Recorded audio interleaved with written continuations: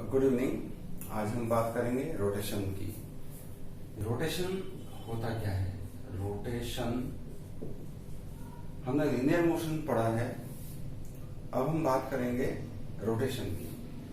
आपकी body rotate करती है तो क्या होता है, इसके क्या यूजेस होते हैं और इसकी एप्लीकेशंस क्या होती है। All those things we are going to study in this topic that is called rotation. तो रोटेशन का मतलब क्या होता है? रोटेशन का मतलब मैं आपको कंपैरिजन करके बताता हूं। सपोज ये डिस्क है, ये डिस्क आपकी घूम रही है, मान लो रोटेट कर रही है ऐसे, आइदर क्लॉकवाइज और एंटी क्लॉकवाइज। तो क्या होगा? It is rotating, this whole disc is rotating, it is rotating like this about a fixed axis. That axis, fixed axis, about which this rigid body, here we have taken this rigid body is disc. तो ये disc का हर point जो एक दूसरे से connected है, चूंकि हर point एक दूसरे से अच्छा से कनेक्टेड है, तो हम इस बॉडी को रिजिड बॉडी बोल सकते हैं। So when A rigid body rotates about a fixed axis, then that type of motion is called rotational motion. Though we can call it bodies rotating about a fixed axis. That is called rotation of a body. है ना? और linear motion में क्या होता था कि body आपकी मान लो मूव करती थी, आपकी कार है तो either it will be moving along a straight line or it will be moving along a curved path, but it will not be moving along a fixed axis. ठीक है, ये fixed axis पे नहीं घूम रही थी, ये इस पाथ के अलाउंग घूम रही थी। पाथ स्ट्रेट लाइन भी हो सकता था या कर्व पाथ भी हो सकता था, but in this case this body जो है वापस बॉडी के ऊपर ये पॉइंट है, ये घूमने लगा है इसके चारों तरफ, इस एक्सेस के चारों तरफ जो घूमने लगेगा तो एक रिवॉल्यूशन के बाद वापस उस जगह पे आ जाएगा। फिर वापस अगर घूमने लगा इसी डायरेक्शन में तो फिर वापस एक रिवॉल्यूशन के बाद आएगा। तो इस टाइप की जो मोशन होती है that we call rotation.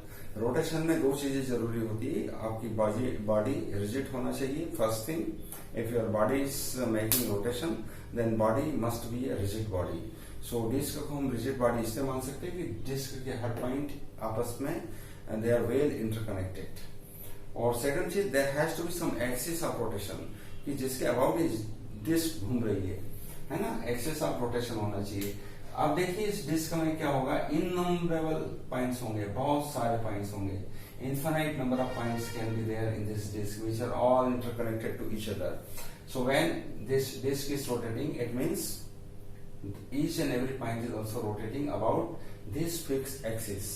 This fixed axis of reference, that is also called axis of rotation or rotational axis, about which all the points are moving, or we can say the disk is moving.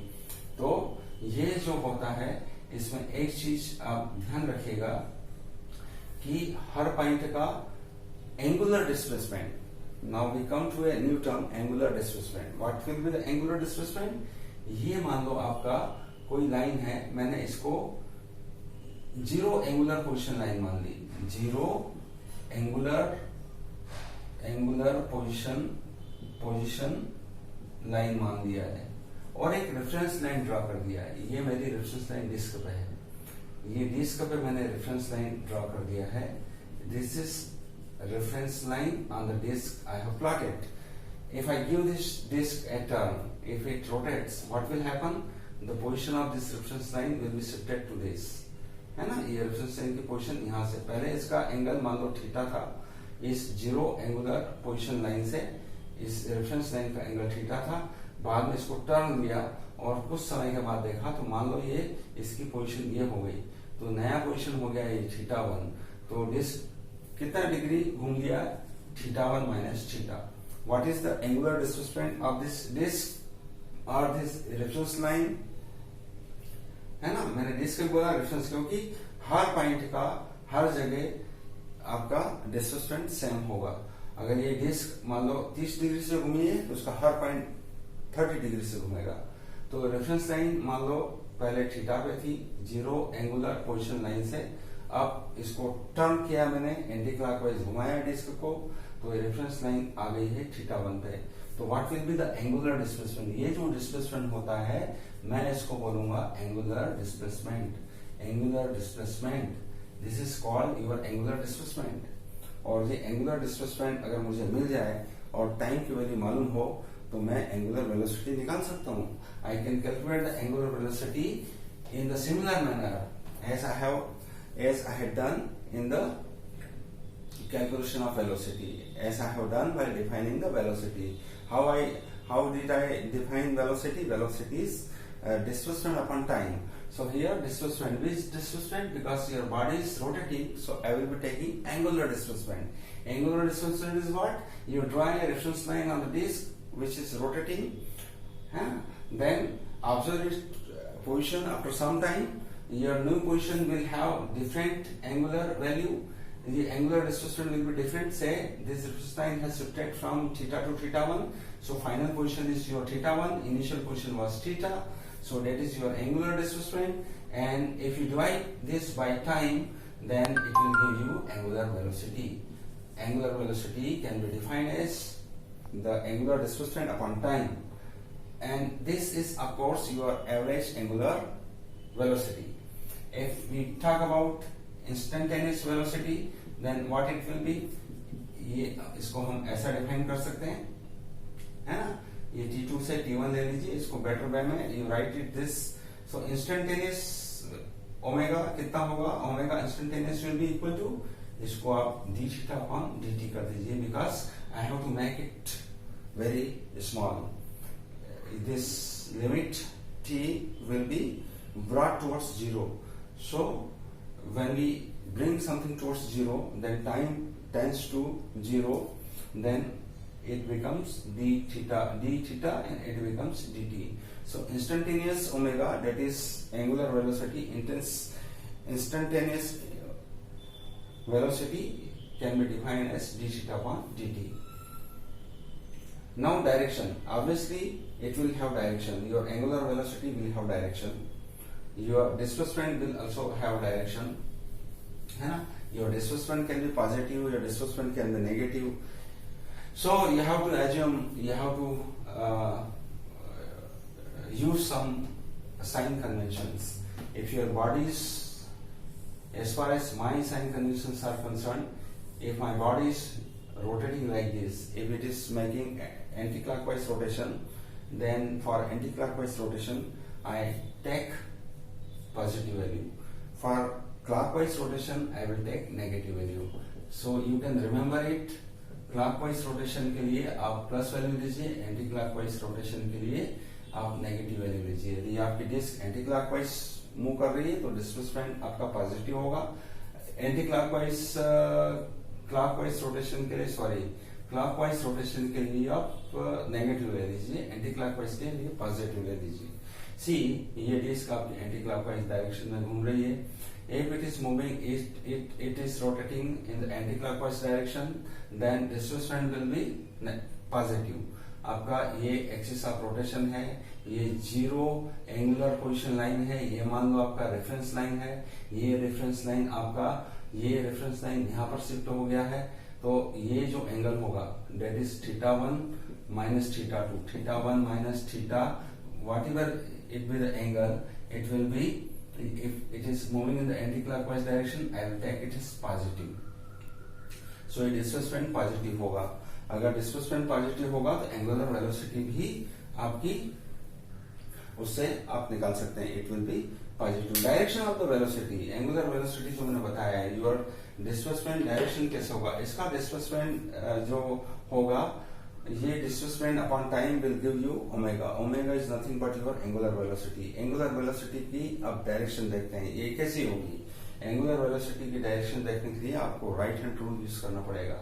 Right hand use ऐसा करते हैं कि जिस direction में घूम रही है body, जिस डायरेक्शन में रोटेट हो रही है, उस डायरेक्शन के पैरेलल ये आप उसको ये फिंगर्स है, इसको कर्ल करो ऐसे, और जो आपका थंब का डायरेक्शन होगा in that case it will be, it is in this case it is coming out of the board, so this will be the direction of omega.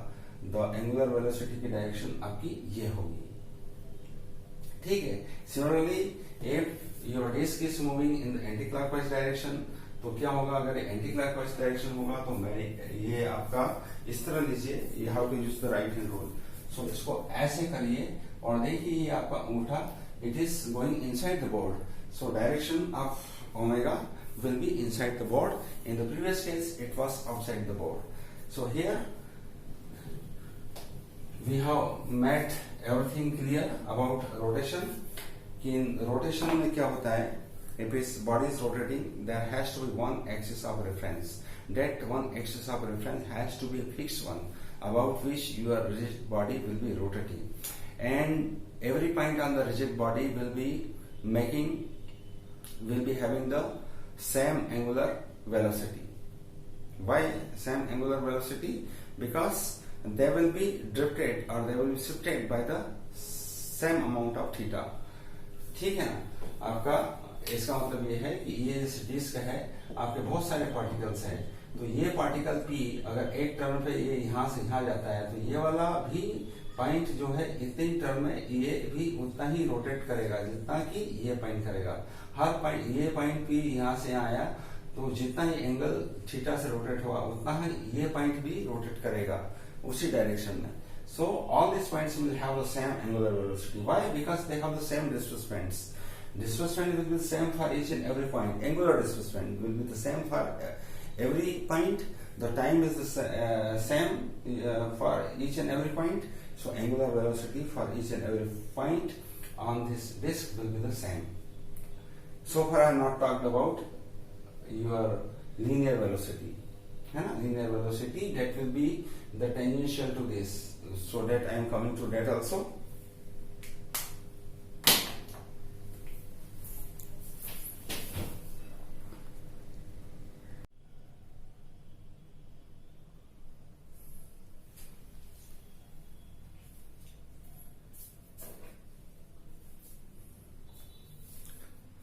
अब अच्छा हम बात करते हैं variables, rotational variables.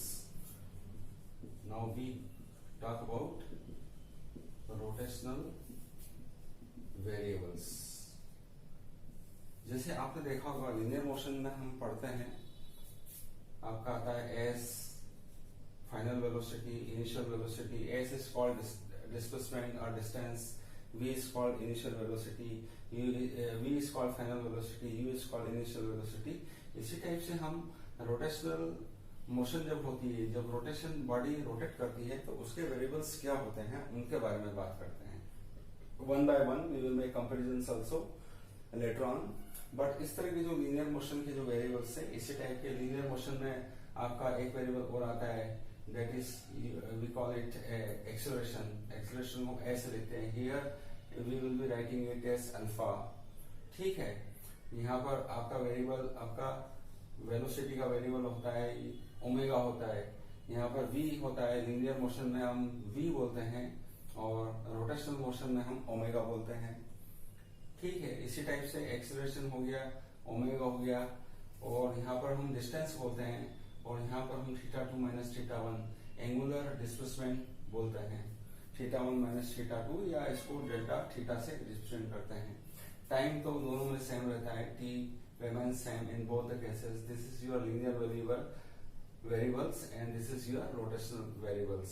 So we will be establishing some sort of relationship between these two, linear variables and rotational variables. सबसे पहले हम बात करें, ये मैंने एक डिस्क बनाई है, ये एक डिस्क लेते हैं, ये जीरो, ये इसको x एक्सिस है, ये ओरिजिन है, ये y एक्सिस है, ये disk x axis y axis ऊपर, और डिस्क ऐसे आपका घूमेगा। Either it will be rotating in the anti clockwise direction or it will be rotating in the clockwise direction. So this is x, this is y, your disk is placed horizontally like this, and I have marked this x axis as zero angular position axis। Zero angular position axis मतलब यहाँ पर जो है x axis से match करवा दिया है कि यहाँ पर एंगुलर पोजीशन जीरो रहेगी, मतलब जो भी वैल्यू होगी उसकी, जो रोटेट इस पॉइंट पे अगर कोई आता है तो उसका 0 डिग्री का रोटेशन रहेगा। That is what we mean by it. Zero angular position मतलब यहाँ पर रीडिंग जीरो है। अब एक मैंने रेफरेंस लाइन ड्रा कर ली है डिस्क के ऊपर, जो डिस्क रोटेट होती है इसके ऊपर मैंने रेफरेंस लाइन ड्रा कर ली है, और ये reference line it has to be perpendicular to the axis of rotation. ये एक्सिस ऑफ रोटेशन है, देखिए ये एक्सिस ऑफ रोटेशन से, this is called axis of rotation. So your reference line will be drawn in such a manner that it is at 90 degree to the axis of rotation. तो हम ये छोटा सा टुकड़ा लेते हैं, ये मान लो थीटा है इनिशियली, और ये डिस्टेंस यहां से यहां तक का एस है, और ये मान लीजिए R is the radius of this point P.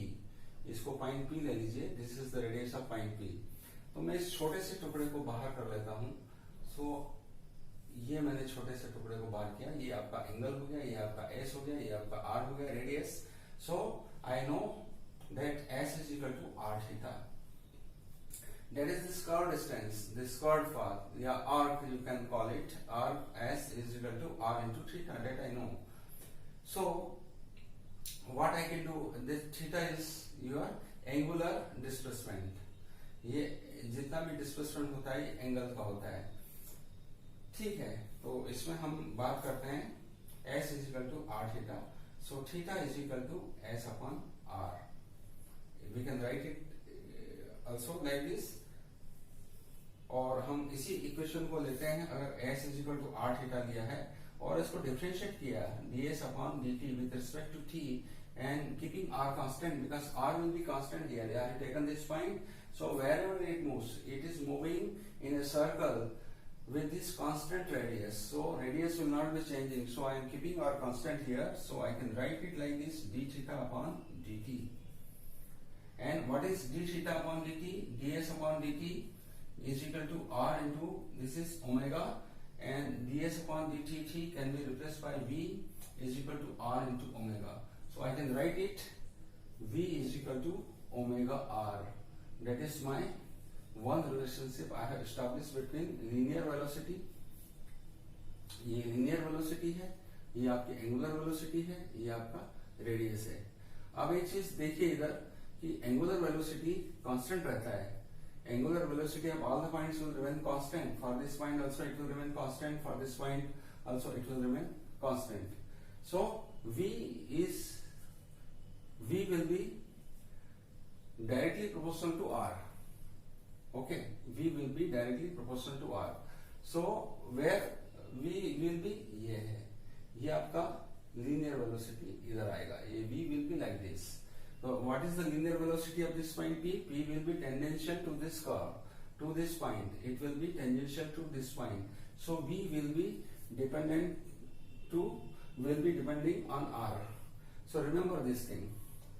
अब हम दूसरा वेरिएबल, एक वेरिएबल हमने निकाल लिया है v is equal to W R. One relationship we have establish. अब हम दूसरी रिलेशनशिप एस्टैब्लिश करते हैं।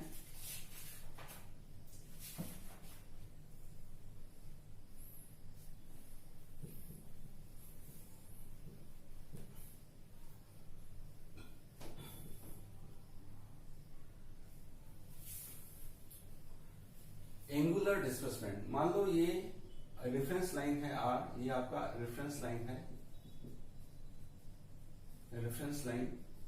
मान लो t सेकंड के बाद ये आपका इसका पोजीशन चेंज हो गया θ2 और ये θ1 थी। मान लो initially it was at θ1, finally it was θ2।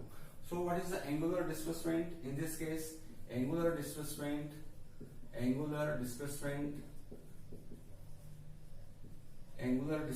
will be θ2 minus θ1, and time will be say at this time interval will be t2 minus t1. यहाँ पर आपका टाइम t1 मान लीजिए, यहाँ पर जाने में इसको t2 टाइम लेगा। So total time taken will be equal to t2 minus t1. So angular displacement upon time, and it will give me omega. Omega can be written like this: angular displacement upon time. So it can be written like this: θ2 minus θ1 minus t2 minus t1. It can be written as theta, or it can delta theta upon delta t. is equal to omega, and this is your average omega. Average omega is equal to delta theta upon delta t. Instantaneous omega will be इसको limit लगाएंगे, and that limit tends to t equal to 0, so it will become d theta upon dt. So instantaneous velocity will be equal to instantaneous angular velocity will be equal to d theta upon dt. Okay, now come to next part.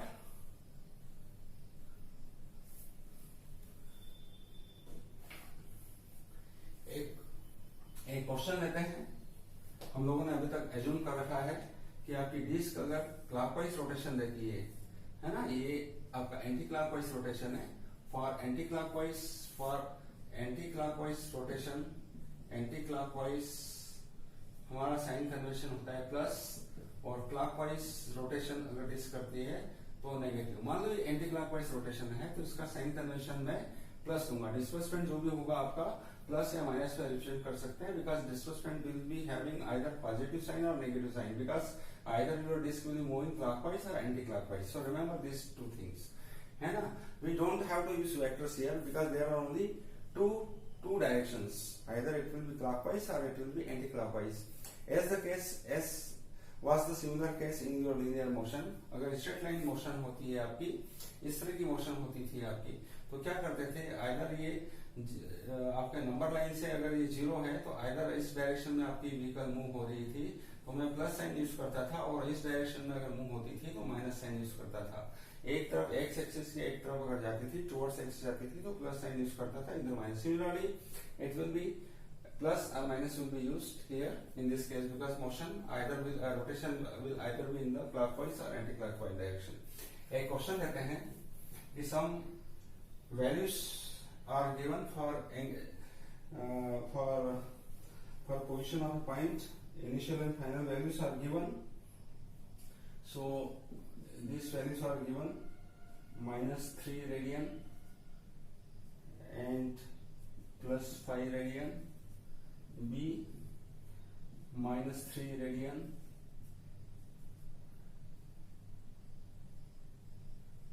-7 radian, C 7 radian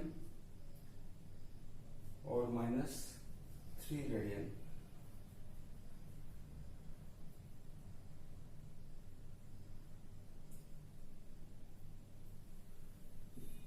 A disc rotates, ये question है, and these are the initial and final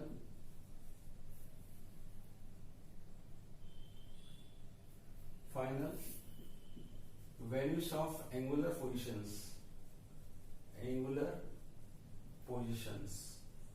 है ना. तो question है which out of this will have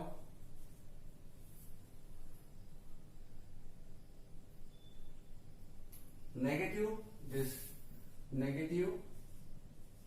displacement. ये 4 value दी है किसी point की पोजीशन. डिस्क पे कोई पॉइंट मार्क किया है और डिस्क को आपने रोटेट किया है. पहले केस में 2 वैल्यू आई. इनिशियल पोजीशन रेफरेंस लाइन की -3 रेडियन थी, फाइनल पोजीशन 5 रेडियन थी.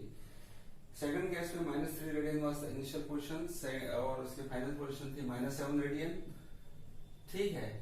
और थर्ड केस में आपका 7 रेडियन और 3 रेडियन था. तो निकाल लीजिए θ2 - θ1. What will be the angular displacement. Final position was 5 -3, it will be +8, है ना. इस केस में आपका होगा θ2 - θ1 -7 -3, it will be -7 + 3, it will be -4. ये आपका नेगेटिव है ना. नेगेटिव रोटेशन है. ये 8 रेडियन पॉजिटिव रोटेशन, ये -4 radian negative rotation. Third case में लाइए θ2 - θ1, थर्ड केस में -3 -7, है ना, -7, so it will be -10 radian. So in B and C you will have the negative displacement. You can write negative displacement in both of these cases, B and C, because you are getting negative values. एक चीज और ध्यान रखिएगा, हम जब disc को rotate करते हैं तो ये डिस्क जब 2 बार रोटेट होती है तो इसका मतलब ये नहीं कि जब एक बार ये रेफरेंस लाइन वापस एक बार रोटेट यहाँ पर आ गई तो मैंने 0 सेट कर दिया, ऐसा नहीं होगा। अगर एक बार रोटेट हुई तो इसका एक रिवॉल्यूशन हो गया, that revolution will be equal to 2 pi. अगर 2 बार रोटेट हुई तो इसका रोटेशन हो गया 2 टाइम्स 2 पाई। एक बार रिवॉल्यूशन के लिए 2 पाई का रोटेशन होता है, 2 बार रिवॉल्यूशन के लिए 2 टाइम्स कर दिए, 3 बार के लिए 3 का मल्टीप्लाई कर दिए। That way like that he will be multiplying this 2 pi for 1 revolution। आपको कन्वर्ट करना बता दिया, आपका रिवॉल्यूशन मान लो 2 रिवॉल्यूशन को आपको कन्वर्ट करना है ना, 2 रिवॉल्यूशन को रेडियंस में कन्वर्ट करना है तो एक रिवॉल्यूशन में कितना डिग्री होता है, 360 डिग्री होता है। इसको आप कन्वर्ट कर दीजिए, 360 को अगर रेडियन में कन्वर्ट करता है तो आपको पाई से मल्टीप्लाई कीजिए और 180 से डिवाइड कीजिए। बेसिकली ये 2 पाई अपॉन 360 होता है, तो मैंने इसको 2 को काट के इसको 180 लिख दिया, पाई अपॉन 180, पाई अपॉन 180 से डिवाइड किया, 2 दूनी 4, ये हो गया 4 पाई। 2 रिवॉल्यूशन में कितना रेडियन बनता है, 4 पाई का। इसी तरीके से मान लो आपका 60 डिग्री अगर डिस्क घूमी है या रेफरेंस लाइन 60 डिग्री घूमी है तो इसकी रेडियन वैल्यू कितनी होगी, 60 इंटू पाई अपॉन 180। ये 3 बार कटेगा, ये हो जाएगा पाई बार 3 रेडियंस। इसको रेडियंस में इस तरह से आप वैल्यू निकाल सकते हैं। So I think it is clear to you.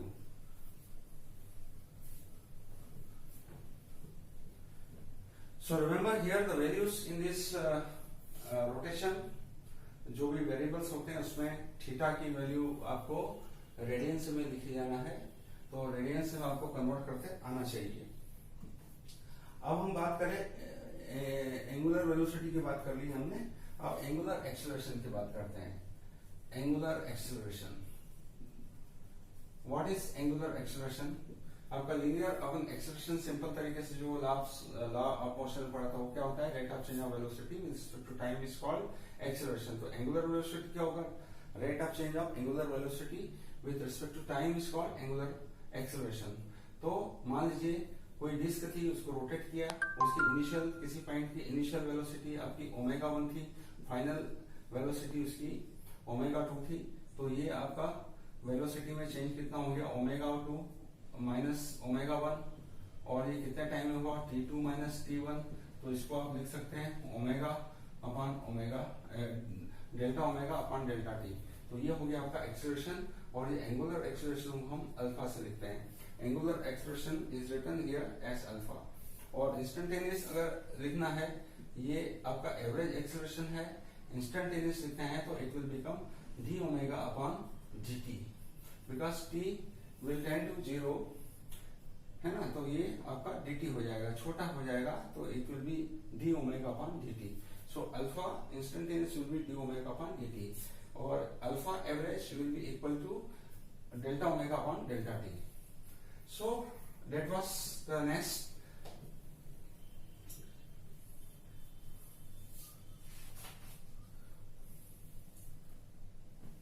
अब हम एक क्वेश्चन लेते हैं। One question I am writing कि एक इक्वेशन दी है, theta is equal to -1 minus 0.6t plus 0.25 T square. ये दी है the angular position of a reference line, the angular position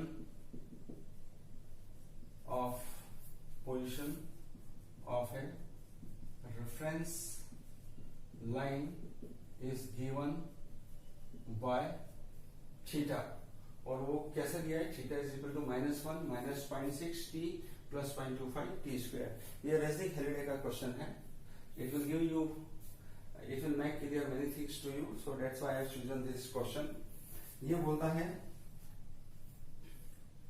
कि t सेकंड समय है, थीटा रेडियन समय है, ठीक है।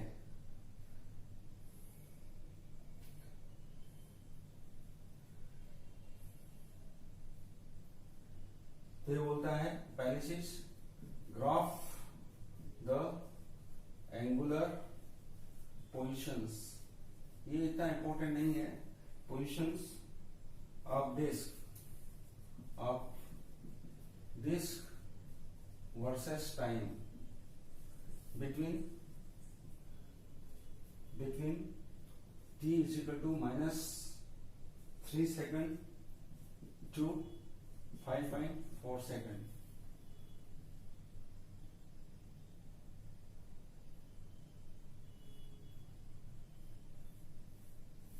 ठीक है, दूसरा दिया है इसी में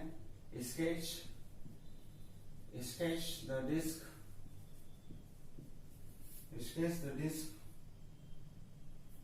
and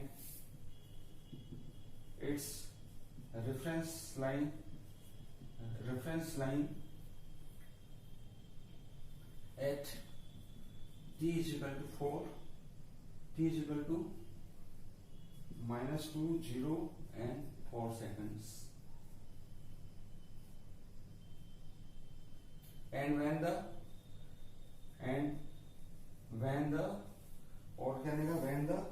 curve crosses t axis. देखिए एक क्वेश्चन दिया है, या बेसिक फैराडे का है, the angular position of the reference line is given by theta, और थीटा का इक्वेशन दिया है, t इसमें सेकंड्स में, थीटा रेडियंस में। ये बोलता है graph the angular position of disc versus time और इससे आप ग्राफ बना सकते हो। थीटा की वैल्यूज दी है, ये किसके बीच बनाना है, t बराबर -3 सेकंड टू 0.5 सेकंड। तो इसमें आप इंटरवल ले सकते हैं, इससे डायरेक्ट वैल्यू दी -3 सेकंड से 5.4 सेकंड तक जाना है। तो आप एक काम कर सकते हो, 0 पे बना सकते हो, 2 पे बना सकते हो, 4 पे बना सकते हो, इधर 2 पे बना सकते हो, 4 पे बना सकते हो, 6 पे बना सकते हो। हम बनाते हैं इसको। I have readily available values with me, so only thing I need to plot it so that you can see it and you can appreciate what is happening over here. और दूसरा ये बनाना है कि स्केच द डिस्क, ये disc की position बताना है मुझे, और दूसरा उसके रेफरेंस लाइन जो थी वो बताना है। कब बताना है, t बराबर -2 पे, t बराबर 0 पे और t बराबर 4 सेकंड पे, और जब ये डिस्क कर्व जो क्रॉस करता है t एक्सिस को, तब की बनाना है। So note it down, I am going to remove it. इसको बनाते हैं।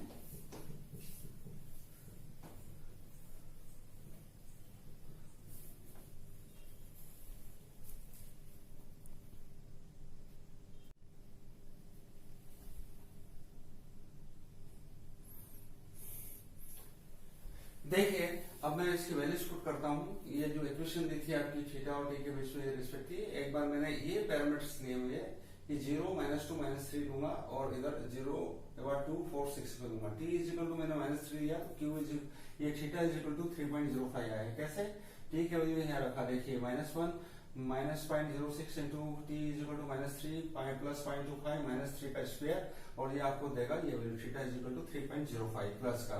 टी इज इक्वल टू -2 रखा, इसी टाइप से टी की वैल्यू -2 होगी, तो theta I am getting 1.2। T बराबर 0 रखा तो थीटा इज इक्वल टू -1 आया।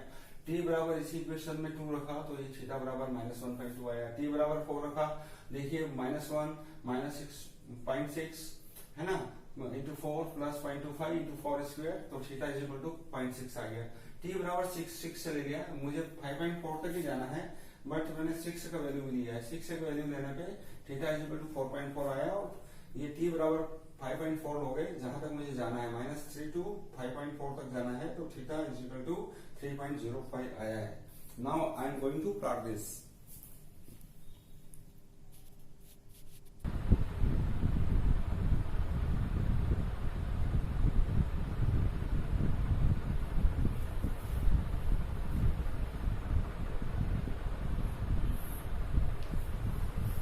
देखिए ग्राफ प्लॉट किया है मैंने, वैल्यूज को पुट की थी। ये थीटा, ये y एक्सिस थीटा की है, रेडियंस है, और ये टाइम की t एक्सिस है, ये टाइम की t एक्सिस है। और जो वैल्यूज आई थी मैंने प्लॉट कर दिया है। उस वैल्यू को कैसे प्लॉट किया, देखो थीटा -3 था, तो टाइम t -3 था, तो थीटा की वैल्यू कितनी आई थी, 3.05। ये 3.05 के आसपास है ना। t इज इक्वल टू -2 था, तो थीटा की वैल्यू कितनी 1.2 आई थी। ये पॉजिटिव डायरेक्शन, ये नेगेटिव है, इधर नेगेटिव x एक्सिस, ये x एक्सिस पॉजिटिव, ये x के इस तरफ 0 की तरफ पॉजिटिव, 0 की तरफ x नेगेटिव है, ये y जो थीटा रेडियन में ऊपर की तरफ पॉजिटिव, नीचे की तरफ। इस तरह से हम प्लॉट करते हैं। ठीक, ये t बराबर 2 सेकंड पे इसका वैल्यू आया था -1.2, थीटा का वैल्यू -1.2 आया था। t बराबर 4 पे इसका वैल्यू आ रहा है 0.6 आ रहा है, और t बराबर 6 पे इसका वैल्यू आ रहा है 4.4 के करीब वैल्यू था। ये वैल्यू को मार्क किया मैंने, और जो है इसका थीटा टी बराबर 5.4, ये 5.4 यहाँ पर आएगा समवेयर। तो इसकी वैल्यू कितना थी, थीटा की वैल्यू 3 पॉइंट के समथिंग आएगी, ये 3 पॉइंट के समथिंग आ रही है यू कैन मार्क इट। ये वैल्यू है टी बराबर 5.4 पे थीटा इज इक्वल टू 3.05। ये मेरा एज पर कैलकुलेशंस है, not by your graph, because I have made this graph using my hand and this pen, so it is not possible to make it accurate here. So ये values calculated values है और ये graph आपका इस तरह रहेगा। देखिए अभी क्या बोलता है, आपका क्वेश्चन क्या था कि क्वेश्चन ये बोलता था कि इसके disc and angular position reference line है टी बराबर -2। आपने वो क्या करना है, टी बराबर -2, टी बराबर 0 पे और टी बराबर कितने पे निकालना है, 4 सेकंड पे इसकी पोजीशन निकालना है। और थीटा की वैल्यू क्या थी, थीटा की वैल्यू दे रखी थी उसमें -1 -0.60 प्लस 0.25 टी स्क्वायर, ये वैल्यू उसने दे रखी थी। ओके, तो मैं इस पर सबसे पहले टी बराबर -2 रखता हूँ, -2 रखा मैंने थीटा का, टी बराबर -2 रखा, -6 इंटू 2 -2 प्लस 0.25 इंटू -2 का स्क्वायर। तो ये थीटा की वैल्यू हो गई -1 माइनस माइनस प्लस 1.2 प्लस ये 2 2 4, ये हो गया 4 1 हो गया 1.0। तो theta will be equal to 1.2 और थीटा इज इक्वल टू 1.2 होता है, ये रेडियंस में है। अगर रेडियंस को डिग्री में कन्वर्ट करोगे तो इट विल बी आपका कितना डिग्री हो जाएगा। अगर डिग्री में चाहिए तो इसको कन्वर्ट करके देखोगे, 1/2 को रेडियन से कन्वर्ट किया, 180 से पाई से भाग दिया, तो ये समथिंग अबाउट 69 डिग्री आपका रहेगा, है ना। आप बोलोगे मुझे डिग्री में क्यों निकालना, डिग्री में इससे निकालना पड़ा है कि मुझे डिस्क की पोजीशन बताना है। रेडियन में डिस्क की पोजीशन मुझे समझ में नहीं आएगा और ना आपको आएगा ना मैं ठीक से बता पाऊंगा। तो अगर डिस्क की पोजीशन बताना है तो आपको डिस्क की पोजीशन डिग्री के फॉर्म बताओ, because degree you can understand very easily, because you know A complete circle will consist of 360 degrees. तो ये 69 का डिग्री -2 समय जब जाएगा, मतलब -2 समय पे इसकी डिस्क की पोजीशन बताऊं तो ये डिस्क की पोजीशन कैसे होगी आपकी। ये रेफरेंस लाइन मान लिया मैंने, ये 0 एंगुलर पोजीशन लाइन थी, है ना, एक्स एक्सिस, और रेफरेंस लाइन मान लो आपने इसी को ऊपर रेफरेंस लाइन मान लिया या आपने अलग रेफरेंस लाइन मानी। मान लो रेफरेंस लाइन आपकी ये थी, ओके, ये मान लो 10 डिग्री पे थी, जो भी हो मान लो 10 डिग्री पे थी। तो अब आपकी -2 सेकंड के बाद ये वैल्यूज इसकी आ रही प्लस में आ रही है, ये थीटा इज इन प्लस। इसका मतलब आपको डिस्क को कैसे घुमाना है, डिस्क को आपको कैसे घुमाना है, प्लस साइन अगर आता है तो हमारा साइन कन्वेंशन बोलता था कि आपकी डिस्क एंटी क्लॉकवाइज घूमना चाहिए, तब आपका प्लस साइन यूज कर सकते हो। ये प्लस साइन आया मतलब डिस्क आपकी ऐसे घूमनी चाहिए। तो ये इसकी पोजीशन क्या होगी, रेफरेंस साइन की पोजीशन ये 10 हो गया और ये रेफरेंस ये कितना एंगल होना चाहिए, ये एंगल होना चाहिए 59 होना चाहिए टोटल। तो ये रेफरेंस लाइन देखिए, ये रेफरेंस लाइन यहाँ से यहाँ तक टोटल कितनी हो गई 69। तो रेफरेंस लाइन की पोजीशन आपकी ये होगी, है ना। अगर ये प्लस में आया है तो रेफरेंस लाइन की पोजीशन आपकी ये होगी, है ना। नहीं सॉरी ये मैं एंटी क्लॉकवाइज घुमा रहा हूँ, आई एम सॉरी। ये रेफरेंस लाइन की अगर मेरा रेफरेंस लाइन ये है तो प्लस वैल्यू आ रहा है तो डिस्क आपका एंटी क्लॉकवाइज घूम रहा है, सॉरी। तो रेफरेंस लाइन कैसे घूमेगा आपका, ऐसा घूमेगा, इस डायरेक्शन में घूमेगा। तो यहाँ से इसका ये कितना होता है 90 होता है, बचा कितना 80 बचा है, 80 बचा है तो 80 में से आपको कितना चाहिए 69 चाहिए। तो ये आपका रेफरेंस लाइन ऐसा हो जाएगा। सॉरी माय डियर फ्रेंड्स, मेरे से गलती हुई, ये 69 का पोजीशन ये होता है। ये क्लॉकवाइज आप घुमा दीजिए इसको, सॉरी एंटी क्लॉकवाइज घुमाइए, क्योंकि वैल्यू से प्लस में हमारा साइन कन्वेंशन ये बोलता है कि प्लस का वैल्यू होगा तो आपकी डिस्क एंटी क्लॉकवाइज होगी, डिस्क एंटी क्लॉकवाइज होगी मतलब इस डायरेक्शन में होगी। तो ये रेफरेंस लाइन ये 10 से यहाँ पर आ गई और ये एंगल होगा 69। तो ये नई पोजीशन रेफरेंस लाइन की ये होगी। अगर आप ये मानते हैं, इसको आपने मान लिया, ये एज्यूम्ड वैल्यू मान ली कि ये मान लो एज्यूम्ड वैल्यू 10 डिग्री है, रेफरेंस लाइन मैंने 0 पोजीशन एक्सिस से 10 डिग्री पे रखी थी, तो ये 69 इस डायरेक्शन में घूमेगा, एंटी क्लॉकवाइज डायरेक्शन।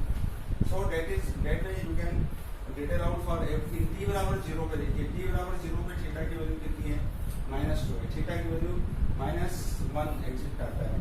तो -1 अगर थीटा की वैल्यू आती है तो 1 रेडियन होता है -57 डिग्री, है ना। तो easy find theta, theta is equal to 1 degree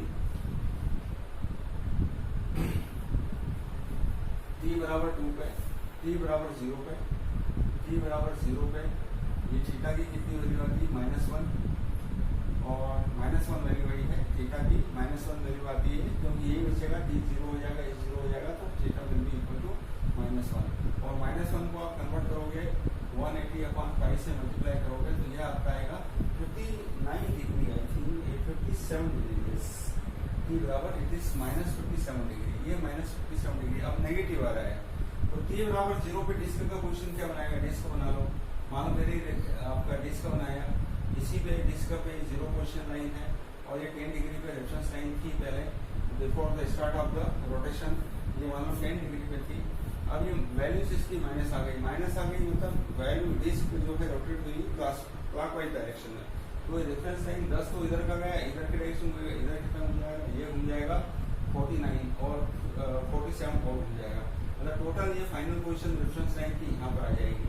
ये 0 एक्सिस से 47 नीचे, क्योंकि 10 ऊपर का कवर होगा, तो डेट विल मेक -57। ओके, तो ये -57 घुमा है, तो ये आपका क्लॉकवाइज रोटेशन हो रहा है, डिस्क का क्लॉकवाइज रोटेशन हो रहा है, मतलब आपका ये एंगल नेगेटिव आएगा, ठीक है ना। तो हम लोग ने बोला था क्लॉकवाइज रोटेशन के लिए आपको नेगेटिव साइन यूज करना है, तो नेगेटिव साइन आया तो हम डिस्क को क्लॉकवाइज रोटेट करेंगे, पॉजिटिव साइन आएगा तो उस डायरेक्शन में रोटेट कीजिए। अब तीसरा जो है, एक और इंटरेस्टिंग चीज है, हाँ, तीसरी चीज क्या पूछता है वो, ये 4 सेकंड पे कैसे घूमेगा। 4 सेकंड पे मैंने वैल्यू कैलकुलेट की थी, 4 सेकंड पे इसी टाइप से आप 4 सेकंड का भी प्लॉट कर सकते हो। 4 सेकंड का वैल्यू थीटा भी पॉजिटिव आ रहा है, पॉजिटिव आ रहा है, मतलब डिस्क की पोजीशन जो भी एंगल आएगा, डिस्क अगर ये पॉजिटिव आता है तो डिस्क एंटी क्लॉकवाइज घूमी है, डिस्क एंटी क्लॉकवाइज घूमी है। डिस्क कैसे घूमी होगी, अगर ये आपका डिस्क जो है एंटी क्लॉकवाइज घूमी होगी, मतलब ये ऐसे घूमी होगी, इसी के पैटर्न घुमा होगा। ये रेफरेंस है, इधर हो सकता है, इधर हो सकता है, ये इधर से इधर की तरफ जाएगा, जो भी एंगल होगा। और आप एंगल इसको निकाल लें तो मेरे ख्याल से टी बराबर 4 पे आपका थीटा आएगा 0.6 रेडियन, है ना, ये थीटा आया था, और ये होता है 34 डिग्री। तो ये आपका टी बराबर 4 पे आपका पोजीशन समवॉट ऐसा बनेगा। ये आपकी रेफरेंस लाइन आपकी 10 पे थी, ये 10 डिग्री पे थी, तो आप 24 का और रेफरेंस लाइन और बना दी, 24 का और ऐड कर दी, ये आपका रेफरेंस लाइन यहाँ पर शिफ्ट हो गई, रेफरेंस 2 रेफरेंस 1, ये ओरिजिनल रेफरेंस है, रेफरेंस लाइन फाइनल हो गई। तो 34 का एंगल आ रहा है, तो 10 पहले से थी, और ये प्लस वैल्यू आ रही है, इसकी प्लस वैल्यू आ रही है, मतलब डिस्क आपकी एंटी क्लॉकवाइज हो गई। So all this things are clear. इसमें 2 चीजें और पूछी उससे पूछे कि वो पॉइंट भी डिस्क का बनाना है जहाँ पर ये कर्व जो है 0 टी एक्सिस को काटा है। इस कर्व टी एक्सिस को कहाँ काटा है, तो यहाँ पर काटा है और यहाँ पर काटा है। अगर ये कर्व जहाँ भी काटेगा, इसका मतलब जो है your reference line and your 0 position line will coincide. ये आपकी 0 पोजीशन लाइन थी और ये आपकी रेफरेंस लाइन हो जाएगी। रेफरेंस लाइन भी इधर ही आ जाएगी और 0 पोजीशन लाइन भी आपकी यहीं पर रहेगी इस केस में, ये वाले केस में। और ये वाले पॉइंट पे भी जहाँ पर एक कट रहा है, यहाँ पर दोनों 0 पोजीशन लाइन और रेफरेंस लाइन दोनों आपकी एक्स एक्सिस से मैच हो जाएगी। Remember this things.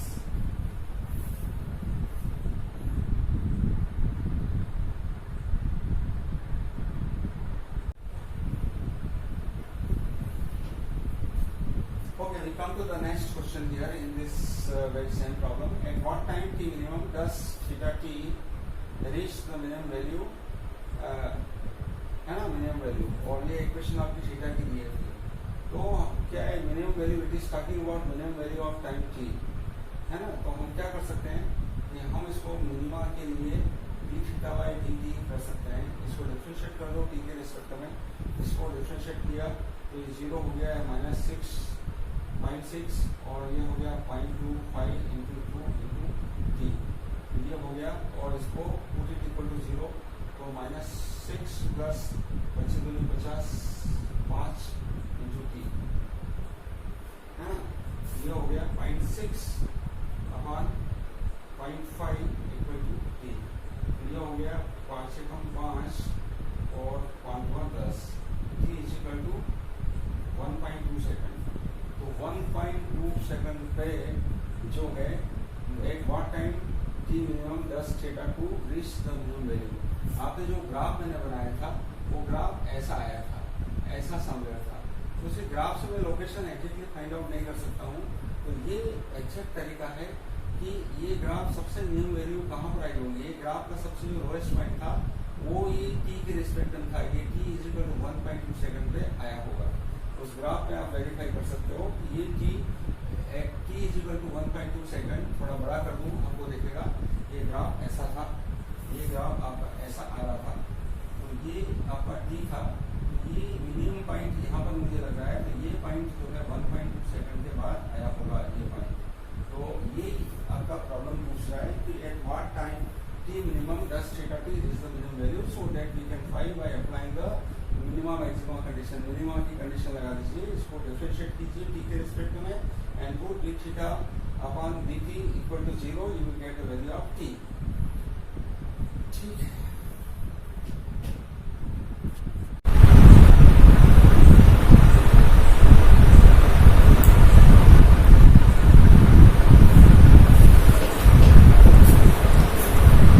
देखिए नेक्स्ट क्वेश्चन इसमें आता है, ये बोलता है graph the angular velocity omega of the disc versus time from t equal to -3 seconds to 6 seconds.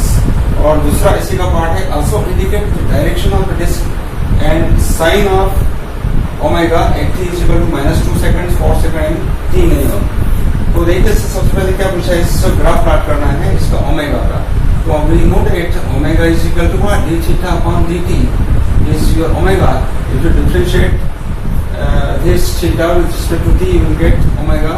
So here the differentiation of one 0 हो जाएगा, constant है, और इसका हो जाएगा -6 प्लस 0.2 इंटू 2 इंटू t, है ना।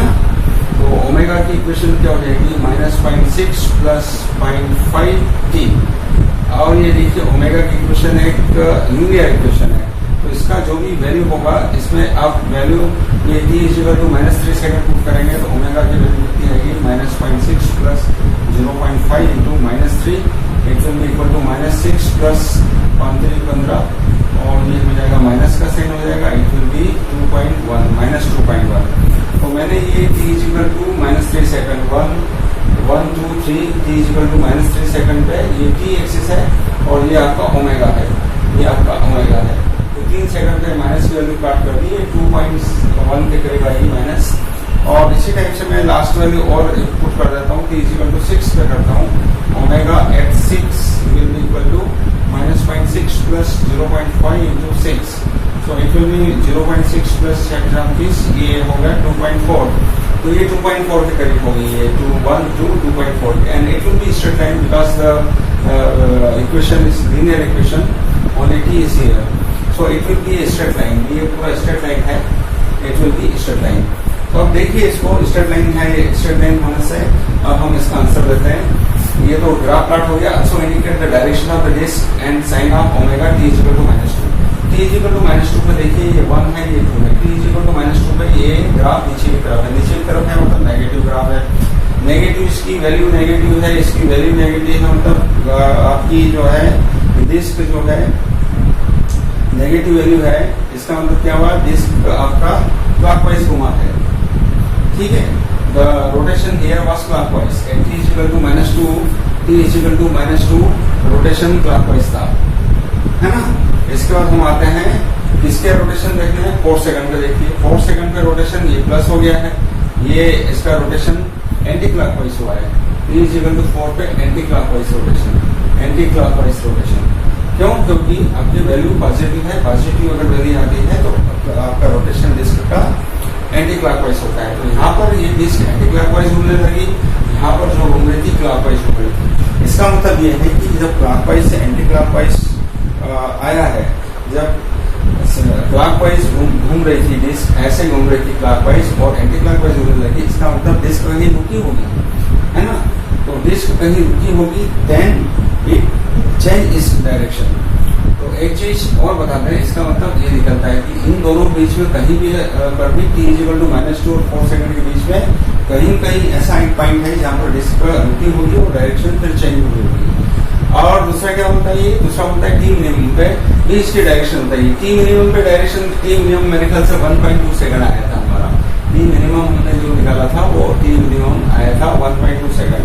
1.2 सेकंड पे यहाँ पर ये शायद जो है 0 आ रहा है, टी मिनिमम पे 0 आ रहा है। अगर टी मिनिमम भी निकालना है 1.20 और 1.2 सेकंड, हाँ ये 1.2 सेकंड था। अगर इसी में आप वैल्यू पुट कर दें -6 प्लस 0.5 टू 1.2, तो ये प्लस का 0.6 हो गया, माइनस का 0.6 हो गया, मतलब ओमेगा हो गया 0, मतलब 1.2 सेकंड पे ओमेगा 0 हो गया है। ओमेगा 0 हो गया मतलब इसका मतलब ये वही पॉइंट है जहां पर डिस्क रुकी होगी और डायरेक्शन चेंज किया होगा। सो दैट इज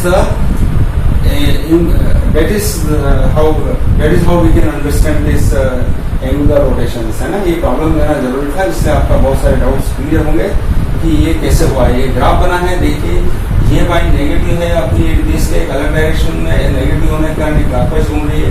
यहाँ पर ये पॉइंट यहाँ से 0 के बाद प्लस में चले गया, इसका मतलब ये है जो एंटी क्लॉकवाइज घूम रही। तो क्लॉकवाइज से एंटी क्लॉकवाइज आने के बीच में कहीं न कहीं ऐसी जगह होगी जहाँ पर डिस्क रुकी होगी और डायरेक्शन चेंज किया होगा। वो पॉइंट कौन सा होगा? वो पॉइंट मिनिमम वाला पॉइंट होगा। देखिए यहाँ पर 1.2 सेकंड अगर इस इक्वेशन में पुट करते हैं कि ये 1.2 वही है जहाँ पर टी मिनिमम इस थीटा का आया था, और वही टी मिनिमम की वैल्यू उसमें रखते हैं तो आपका ओमेगा आपको 0 मिलता है। You are getting this value equal to 0, मतलब ये पॉइंट वही है जहाँ पर डिस्क को रुकना पड़ा होगा और फिर बाद में चेंज डायरेक्शन की होगी।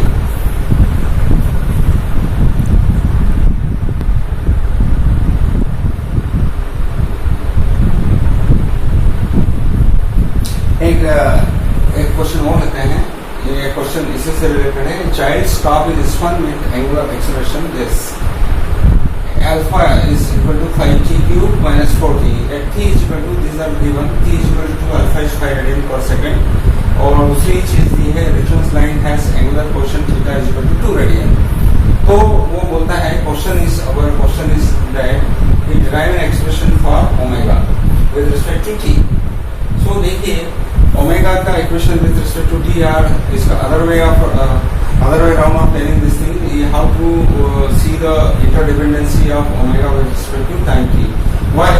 Use alpha is changing with respect to time. Alpha अगर चेंज हो रहा है, एक्सप्रेशन चेंज हो रहा है, इसका मतलब ओमेगा भी चेंज हो रहा है आपका। तो अल्फा यहाँ पर अल्फा और टी को रिलेट किया गया है। अगर अल्फा चेंज हो रहा है तो एंगुलर एक्सप्रेशन अगर चेंज हो रहा है तो इसका मतलब एंगुलर वेलोसिटी भी चेंज हो रही है, और एंगुलर वेलोसिटी जब चेंज हो रही है तो किस रेट उसकी एक्सप्रेशन क्या है टी के रिस्पेक्ट में, वो हमें निकालना है ना। पहला question we have to find the expression आपको निकालना है ओमेगा टी के रिस्पेक्ट में। सो देखिए हम क्या जानते हैं, what in alpha is equal to what, alpha हम कैसे रिप्रेजेंट करते हैं, alpha is equal to we omega upon t, ये होता है आपका। तो we can write it like this alpha into t, और इसी को मैं इंटीग्रेट करूंगा, है ना। तो what I will get alpha t, ये साइन ऑफ इंटीग्रेशन है। इसको अगर इंटीग्रेट करता हूँ कुछ जो भी लिमिट्स दिया उसके बीच में, तो आई will get equation for omega. तो इसी को हम इंटीग्रेट कर लेते हैं। देखिए हाउ वी कैन प्रोसीड, इसका रिलेशनशिप एस्टैब्लिश कर लेते हैं।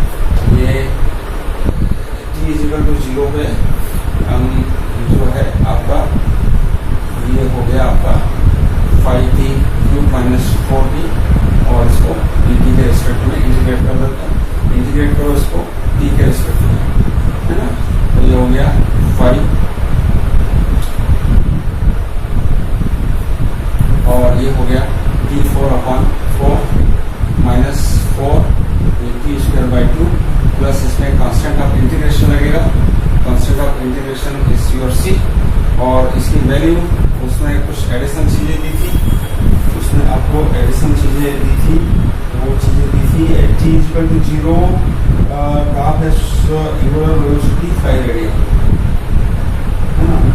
Eight yes angular velocity 5 radian थी, t इक्वल टू 0 पे।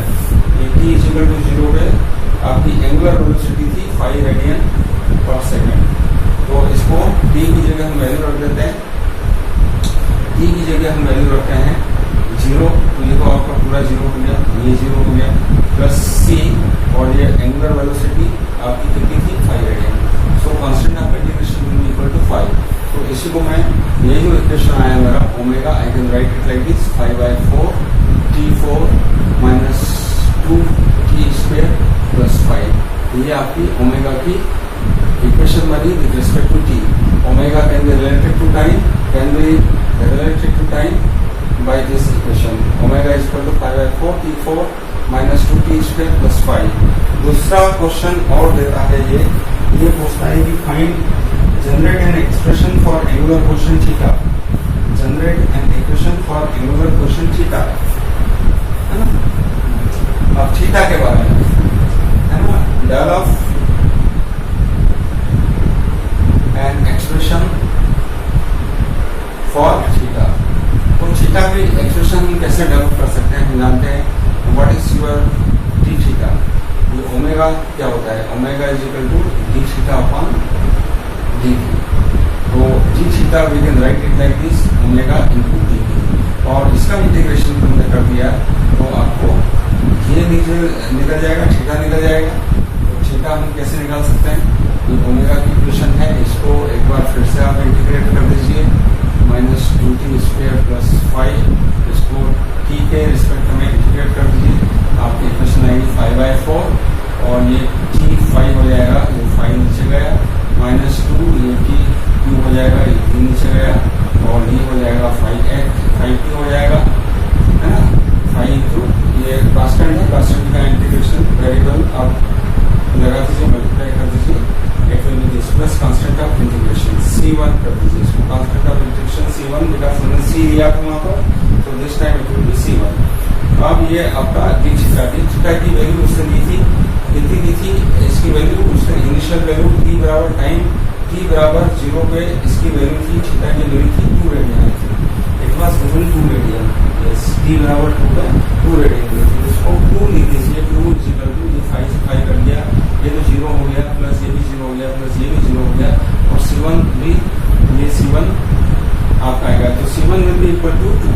So from here constant of integration is equal to 2. तो यहाँ पर आप लिख सकते हैं it will be 5/4 t4 minus sorry आप ये वाली इक्वेशन आपको लिखना पड़ेगा. इसको ठीक करेंगे तो ये t5/4 upon 2/3 t3 plus 5t plus 2, ये आपका थीटा का इक्वेशन आ जाएगा.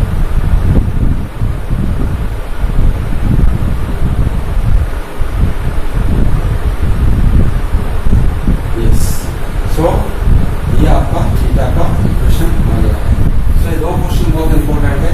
इसमें हमने एक तो थीटा की इक्वेशन डेवलप की, दूसरा ओमेगा की इक्वेशन डेवलप की. दोनों के कुछ इनिशियल कंडीशन दी थी by making use of this integration, और उन कंडीशन का यूज करके we are able to solve this type of questions. So we can relate t with theta also and omega and t also. है ना. एक चीज ध्यान रखिएगा, अल्फा जब t के रिस्पेक्ट में चेंज हो रहा है तो ओमेगा भी आपका t के रिस्पेक्ट में चेंज होगा, बिकॉज एक्सेलरेशन जब चेंज होगा इसका मतलब वेलोसिटी चेंज हो रही है. कौन सी वेलोसिटी, एंगुलर वेलोसिटी.